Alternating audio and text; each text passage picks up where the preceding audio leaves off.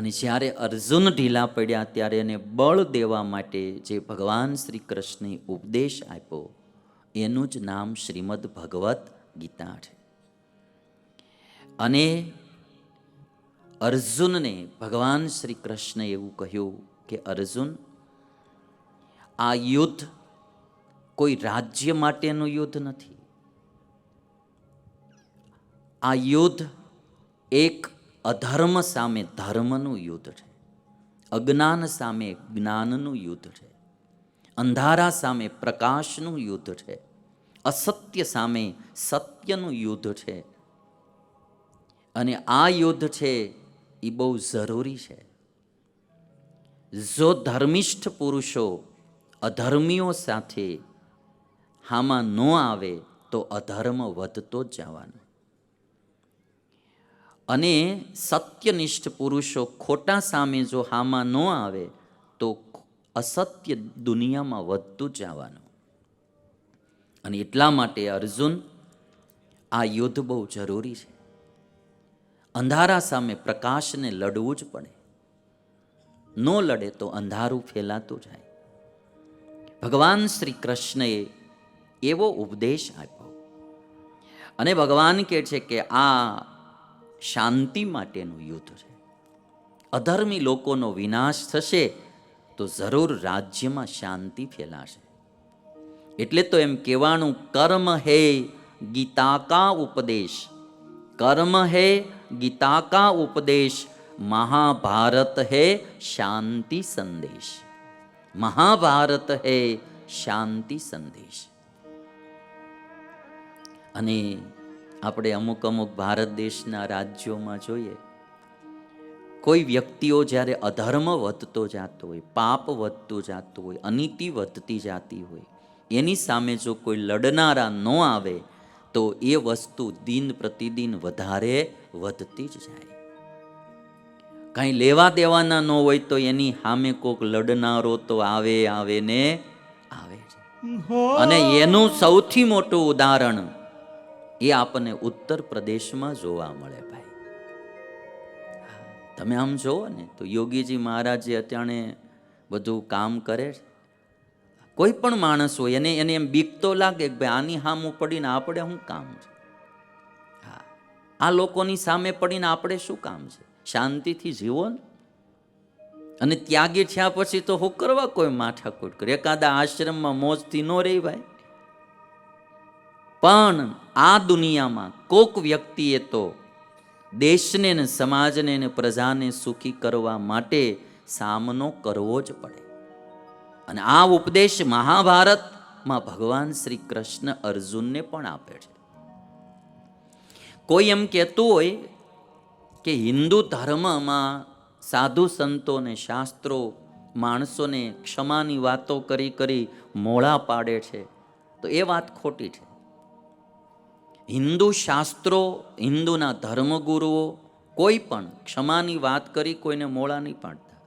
પણ એક વાત એ બી સાંભળવી જોઈએ કે સૌથી પહેલો માર્ગ તો હિતાવહ ક્ષમાનો જ હોય છે.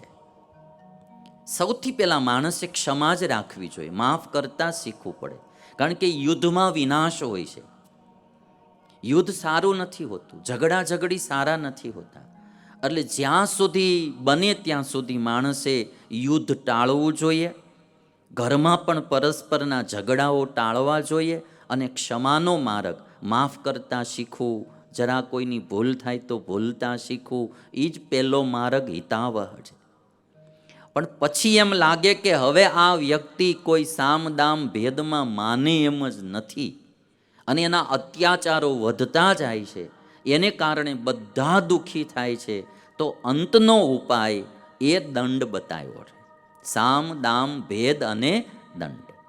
હિન્દુસ્તાની પદ્ધતિ આ 4 માર્ગ અપનાવ. પહેલું સામ દામ ભેદ અને દંડ. પણ જ્યારે એવો સમય આવ્યો ત્યારે હિન્દુસ્તાનના ભગવાનોએ પણ યુદ્ધ તો કર્યું છે. રામચંદ્ર ભગવાને રાવણ સાથે યુદ્ધ કર્યું, સીતાજીનું અપહરણ કર્યું. રામચંદ્ર ભગવાને એને 10 વખત સમજાવવાની કોશિશ કરી. હનુમાનજી મહારાજને મોકલ્યા, એમણે પણ કહ્યું તું સીતાજીને પાછા દઈ દે તો આપણે કાંઈ ઝઘડો કરવો નથી. પછી વળી પાછા સેના લઈને ભગવાન પહોંચી ગયા. પછી અંગદને મોકલ્યો કે હજી તું રાવણને સમજાયો કે જો સીતાજી પાછા દઈ દે તો આપણે યુદ્ધ નથી કરવું. ભગવાને પણ પેલા સામનો માર્ગ જ અપનાવ્યો. જો દઈ દેતો હોય સીતાજીને પાછા તો આપણે યુદ્ધ નહીં કરવું. પણ પછી જ્યારે રાવણ કોઈ રીતે માન્યો જ નહીં તો છેલ્લે ઉપાય યુદ્ધનો પણ શાસ્ત્રોમાં બતાવ્યો છે. અને આપણા હિન્દુસ્તાનના બધા જ દેવી દેવતાઓ એક હાથે આશીર્વાદ પણ આપે છે અને એક હાથમાં હથિયાર પણ રાખે છે. બેય રાખે છે. આપણા લગભગ આપણા ભગવાનો દેવી દેવતાઓ જોશો એના હાથમાં કમળના ફૂલ બી હશે અને સાથે સાથે કોઈને કોઈ હથિયાર પણ હશે. બેય માર્ગની જરૂર છે. દુષ્ટ અને કોઈ એવા અત્યાચારી, પાપાચારી, દુરાચારી માણસો આવે, કોઈ વાતમાં ન સમજે તો પછી એને દંડ દેવાની પણ રીતિ હિન્દુ સંસ્કૃતિમાં બતાવી છે. અને એટલા માટે અને આ પાછું કેવું છે કે જ્યારથી સૃષ્ટિ થઈ ત્યારથી ચાલ્યું આવે. દેવો અને અસુરોનો સંગ્રામ ચાલતો જ આવે છે. એ ક્યારેય બંધ નહીં થવાનો. અસુરોનો પ્રકોપ વધે, દુરાચારી લોકોના અત્યાચાર વધે એટલે કોઈ એવા દૈવી પુરુષો આ લોકમાં આવે અને એ દુરાચારને દૂર કરે, અત્યાચાર દૂર કરે. વળી સતયુગની સ્થાપના થાય. વળી પાછું ધીરે ધીરે એવા પુરુષો જાય એટલે વળી પાછું, કારણ કે નિંદનારા ક્યારેક ક્યારેક આવે. ખડ તો એની મેળે ઉગ્યા જ કરતું હોય.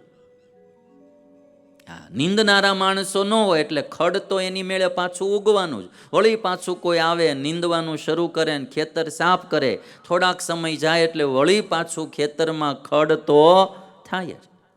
હું ઘણીવાર વિચાર્યા કરું કે આ બિયારણ ક્યાંથી આવ્યા કરતું હશે. આ ખડનું બિયારણ તમે જુઓ ક્યાંથી આવ્યા કરતું હશે. તમે નિંદ્યા જ કરો, નિંદ્યા જ કરો, ખડ થયા જ કરે, થયા જ કરે.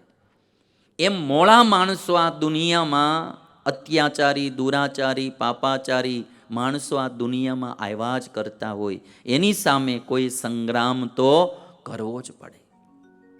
અને એટલા માટે એમ કહેવાનું કે જિંદગી જે છે એ પણ એક સંગ્રામમય છે. પણ સંગ્રામ મેં કહ્યું એમ સત્ય અને અસત્યનો. નહીતર ભગવાન શ્રી કૃષ્ણ બી ક્ષમાશીલ છે. પણ એમણે અર્જુનને કહ્યું કે યુદ્ધ તો તારે કરવું પડશે. સંગ્રામ જિંદગી હૈ, લડના ઉસે પડેગા, જો લડ નહીં સકેગા આગે નહીં बढ़ेगा. चिंतन चरित्र में अब विकृति बढ़ी हुई है, चहु और कौरवों की सेना खड़ी हुई है, क्या पार्थ इन क्षणों भी व्यामोह में पड़ेगा. અને એક જે આ રચના છે આખી બહુ સમજવા જેવી ભારતવાસીઓ માટે, કે કોઈ એવો માર્ગ આવે ત્યારે માણસે જાગૃત થવું જ જોઈએ. સંગ્રામ જિંદગી છે.